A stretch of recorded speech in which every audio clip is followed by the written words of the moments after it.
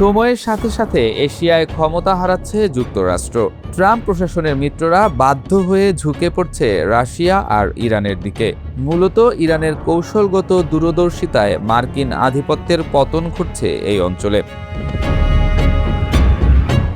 তেলের হাহাকার যত বাড়ছে ততই যুক্তরাষ্ট্রকে অগ্রাহ্য করে রাশিয়া আর ইরান থেকে তেল কিনতে একের পর এক চুক্তি আর বৈঠক করছে এশিয়ার প্রভাবশালী দেশগুলো। বিশেষ করে ভারত, দক্ষিণ কোরিয়া, ইন্দোনেশিয়া, জাপান, ফিলিপাইনের মতো দেশগুলো এখন উচ্চ মূল্য হলেও রাশিয়া আর ইরান থেকে তেল ক্রয় করতে যাচ্ছে।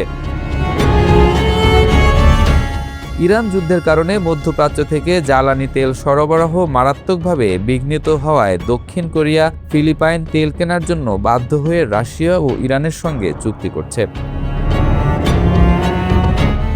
গত বছর পর্যন্তও এশিয়ায় যুক্তরাষ্ট্রের মিত্র ও কৌশলগত সহযোগী দেশগুলো পশ্চিমা নিষেধাজ্ঞা মেনে রাশিয়ার কাছ থেকে তেল কেনা এড়িয়ে চলত।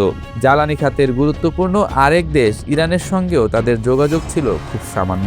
তবে ইরানের ওপর যুক্তরাষ্ট্র ও ইসরায়েলের হামলা এই পুরো দৃশ্যটাই বদলে দিয়েছে।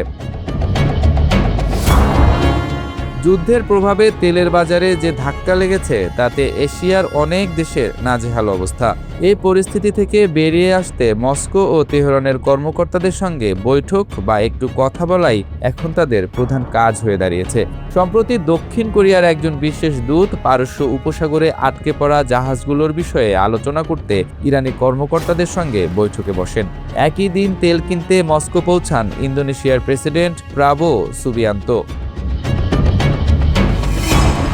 ইরানে যুক্তরাষ্ট্র ও ইসরায়েলের হামলা শুরুর আগে হরমুজ প্রণালী দিয়ে পার হওয়া তেলের প্রায় ৮০%রই গন্তব্য ছিল এশিয়া। যুদ্ধের কারণে হঠাৎ তেলের ঘাটতি দেখা দিয়েছে। তেলের মজুদ কম রাখা দেশগুলোর মধ্যে ফিলিপাইন এখন সরবরাহ বাড়ানোর বিকল্প উৎস খুঁজে বের করতে হিমশিম খাচ্ছে। যুদ্ধ কতদিন চলবে সে বিষয়ে প্রেসিডেন্ট ট্রাম্পের অস্পষ্ট বার্তার কারণে এশিয়ার অনেক নেতা এখন নিজেদের দেশের তেলের চাহিদা মেটাতে যুক্তরাষ্ট্রের প্রতিদ্বন্দ্বীদের দিকে ঝুঁকছেন। এর মানে দাঁড়ালো এশিয়ার বেশ কিছু দেশ কয়েক বছরের মধ্যে প্রথমবারের মতো ইরান ও রাশিয়ার তেল কিনছে। ওয়াশিংটন বৈশ্বিক জ্বালানি সংকট নিরসনে তার প্রতিদ্বন্দ্বীদের ওপর থেকে কিছু নিষেধাজ্ঞা স্থগিত করায় এটা সম্ভব হচ্ছে। গত মাসে ফিলিপাইন ৫ বছরের মধ্যে প্রথমবারের মতো রাশিয়ার অপরিশোধিত তেলের প্রথম চালান হাতে পেয়েছে।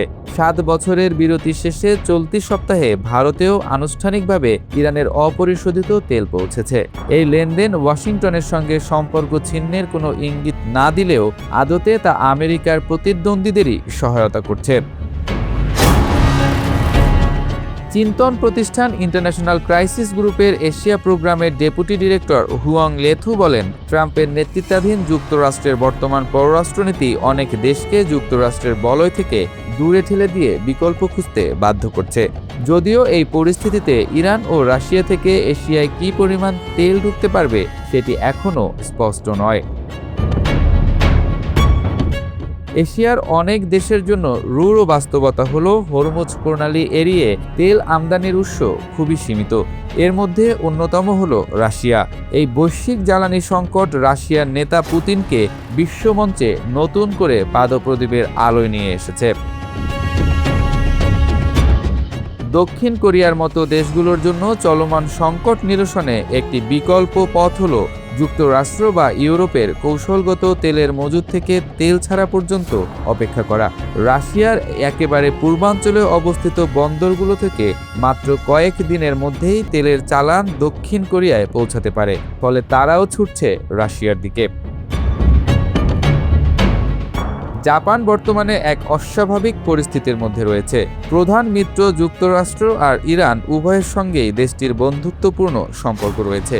দুই দেশই কয়েক দশক ধরে জাপানের অন্যতম প্রধান তেল সরবরাহকারী ছিল। যুক্তরাষ্ট্রের চাপে সাম্প্রতিক বছরগুলোতে ইরান থেকে তেল আমদানি বন্ধ রেখেছিল জাপান। এবার জাপানও ঝুঁকছে ইরানের দিকে।